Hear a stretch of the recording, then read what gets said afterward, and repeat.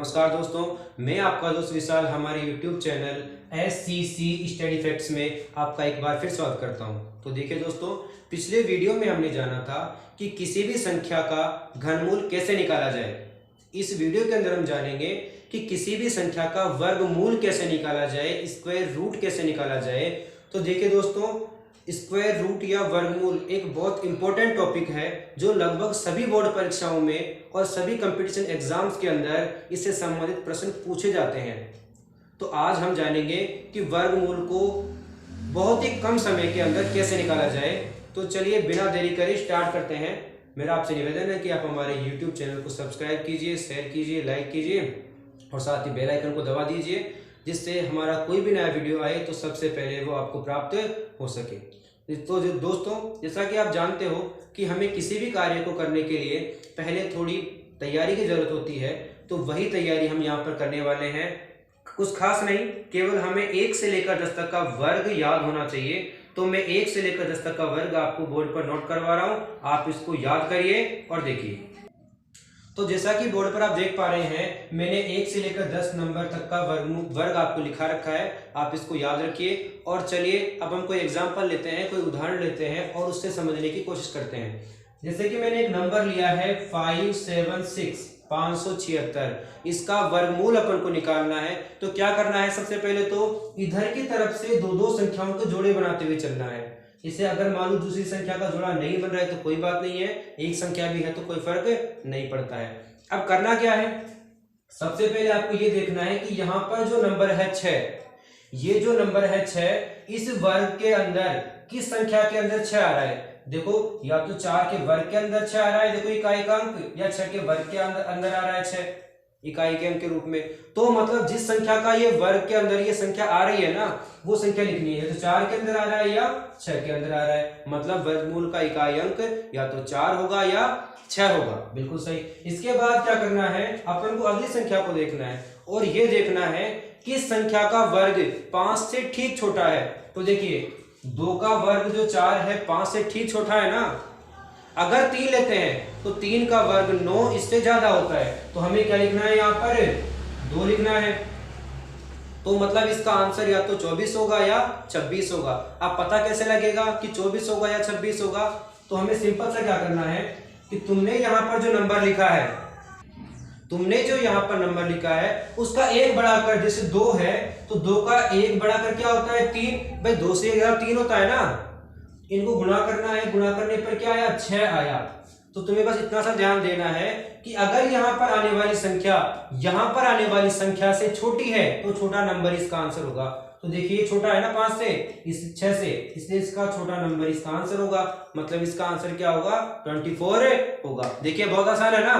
तो चलिए हम कुछ और नंबर लेते हैं और उनका वर्गमूल निकालने की कोशिश करते हैं। तो देखिए दोस्तों, जैसा कि आप देख पा रहे हैं, मैंने पहला एग्जांपल लिया है। पहले क्या करना है, इसके जोड़े बनाने हैं। जैसे पहला जोड़ा ये हुआ, दूसरा जोड़ा ये हुआ। अब देखिए इसका पहला नंबर क्या है, 9 है। तो तुम्हें यहाँ पर ये देखना है इसके अंदर कि 9 किसके वर्ग के अंदर आया है। देखो, या तो 3 के वर्ग के अंदर 9 आया है या 7 के वर्ग के अंदर 9 आया है ना। तो मतलब इसका इकाई अंक क्या होगा, या तो 3 होगा या 7 होगा। अब अगले नंबर की तरफ बढ़ते हैं। अगला नंबर है 68। तो तुम्हें ये ध्यान देना है किस संख्या का वर्ग 68 से ठीक छोटा है। तो देखिए 8 का वर्ग 64 है, इससे ठीक छोटा है ना। इसका मतलब यहाँ पर अगला नंबर क्या होगा, 8 होगा। अब पता करना है कि इनमें से कौन सा होगा। तो क्या करना है, जो पहला नंबर तुमने लिखा है इसको इसका 1 बढ़ाकर गुणा करना है। 1 बढ़ाकर मतलब 9 से, तो 9 ठे कितना हुआ, 72। अब मैंने क्या कहा था, अगर यहां पर आने वाली संख्या इस संख्या से छोटी है तो छोटा नंबर इसका आंसर होगा। मतलब क्या हुआ, 83 हुआ। क्यों, आ रहा है ना मजा, कितनी जल्दी कर पा रहे हो आप इसको। एक और उदाहरण लेते हैं। मैंने जोड़े बनाए, इसके 2 जोड़े हो गए। अब देखिए इसका पहला नंबर क्या है, 6 है। तो यहाँ पर देखिए 6 किसके वर्ग में आया है, या तो 4 के वर्ग में आया है या 6 के वर्ग में आया है। मतलब सिंपल सी बात है, इसका पहला नंबर क्या होगा, या तो 4 होगा या 6 होगा। अगला नंबर क्या है, 12। तो आप बताओ किस संख्या का वर्ग 12 से ठीक छोटा है। तो देखिए 3 का वर्ग 9 12 से ठीक छोटा है। मतलब इसका अगला नंबर क्या होगा, 3 होगा। मतलब इसका आंसर क्या होगा, या तो 34 होगा या 36 होगा। पता करते हैं। तो जो पहला नंबर है इसको एक बढ़ाकर गुणा करना है, एक बढ़ाकर मतलब 3 से 1 4 हुआ, 4 3 12 हुआ। अब याद रखिए अगर ये दोनों नंबर यहां पर आने वाली संख्या और यहां पर आने वाली संख्या अगर बराबर हो तो बड़ा नंबर ही इसका आंसर होता है, मतलब इसका आंसर क्या होगा 36।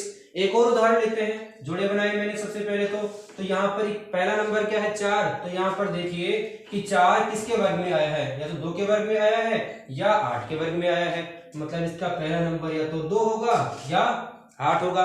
अगला नंबर है हमारे पास 46, तो देखिए बताइए कि किस संख्या का वर्ग 46 से ठीक छोटा है, 6 का है, क्योंकि 7 का वर्ग तो 49 हो जाएगा, तो क्या आएगा यहाँ पर 6।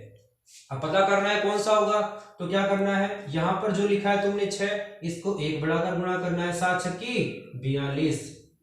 तो देखिए यहां पर जो नंबर आया है इस नंबर से क्या है बड़ा है ना, जब बड़ा होता है तो इन दोनों में से बड़ा नंबर आंसर होता है, तो बड़ा नंबर 68 है, तो उत्तर भी क्या होगा इसका 68 ही होगा।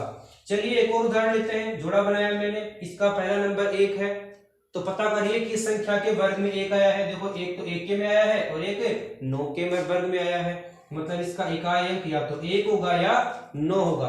अब देखिए अगले नंबर की तरफ बढ़ते हैं, अगला नंबर है 82, तो ये बताओ किस संख्या का वर्ग 82 से ठीक छोटा है, तो 9 का वर्ग 82 है, 9 का वर्ग 81, 82 से ठीक छोटा है ना, तो यहाँ पर क्या आएगा 9 आएगा। अब पता करना है दोनों में से आंसर कौन सा है सही, तो जो पहला नंबर लिखा है इसको इसके अगले नंबर से गुणा करो, 10 हो जाएगा, 10 गुणा 9 कितना हुआ, 10 गुणा 9 कितना हुआ 90 हुआ। तो ध्यान से देखिए कि ये जो 82 है ना ये 90 से छोटा है, इसका मतलब इसका छोटा नंबर ही इसका आंसर होगा, मतलब इसका आंसर क्या होगा 91 होगा। इसके बाद में देखो अगला उदाहरण दे रखा है 9604, इसको आप होमवर्क के रूप में करेंगे। आपको करना क्या है कि आपको कमेंट सेक्शन में जाना है और इसको कमेंट करके बताना है कि इसका सही आंसर क्या होगा। तो देखिए दोस्तों अब मैं आपको सबसे इंपॉर्टेंट बात बताता हूं कि जैसे कि कई संख्याएं ऐसी होती है, जैसे देख लीजिए आप कि वो संख्याएं हर कोई संख्या पूर्ण वर्ग संख्या नहीं हो सकती है। अब देखिए पूर्ण वर्ग संख्या क्या होती है मैं आपको बता देता हूं एक बार, कि वह संख्या जैसे मान लो मैं कह दूं 36 है, इसका रूट निकालते हैं तो कितना निकल कर आता है 6, इसका मतलब 36 क्या है एक पूर्ण वर्ग संख्या है। और मान लो जैसे मैं संख्या लेता हूं √3, अब इसका रूट निकालते हैं तो निकल कर आता है 1.732, इसका मतलब देखो इसमें पॉइंट लग रहा है ना, इसका मतलब ये जो संख्या है यह संख्या क्या नहीं है पूर्ण वर्ग संख्या नहीं है। तो आपको बस दो बातों का ध्यान रखना है कि जिस संख्या का इकाई अंक 1 4 5 6 या 9 हो, 1 4 5 6 या 9 हो, वही संख्या पूर्ण वर्ग संख्या हो सकती है, बाकी नहीं हो सकती है। ठीक है, जैसे मैं कहूं 122 तो इसका एक अंक 2 है ना, इसलिए ये कभी भी पूर्ण वर्ग संख्या नहीं हो सकती है। एक और बात आपको याद रखनी है कि जिस संख्या का, ये तो हो गई जिसका लास्ट नंबर हो, एक याद रखना है अपन को बीजांक, जिस संख्या का बीजांक 1 4 7 या 9 हो। अब बीजांक क्या चीज है, जैसे मैं कहूं 144 लिया मैंने, तो बीजांक कहते हैं इन सारी संख्याओं को जोड़ो, जैसे 1 + 4 + 4 बराबर क्या हो 9 गया ना, तो जिस संख्या का बीजांक इनमें से एक हो, मतलब 1 4 7 या 9 हो, तो वह संख्या क्या होगी पूर्ण वर्ग संख्या होगी।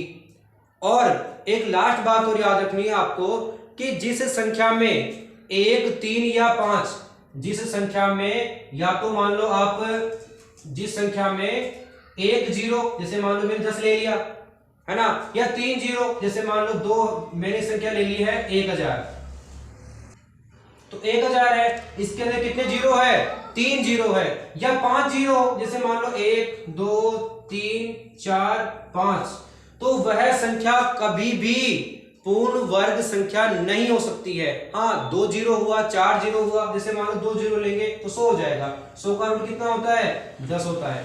तो इन चीजों का हमें ध्यान रखना है, बाकी इन चीजों का, इन तीनों नियमों का अगर आप ध्यान रखोगे तो आपका आंसर 100% सही होगा। तो आज के वीडियो में इतना ही, मिलते हैं अगले वीडियो में। अगर आपको हमारा वीडियो अच्छा लगा हो तो वीडियो को लाइक शेयर करना ना भूलें, और अगले वीडियो तक के लिए धन्यवाद।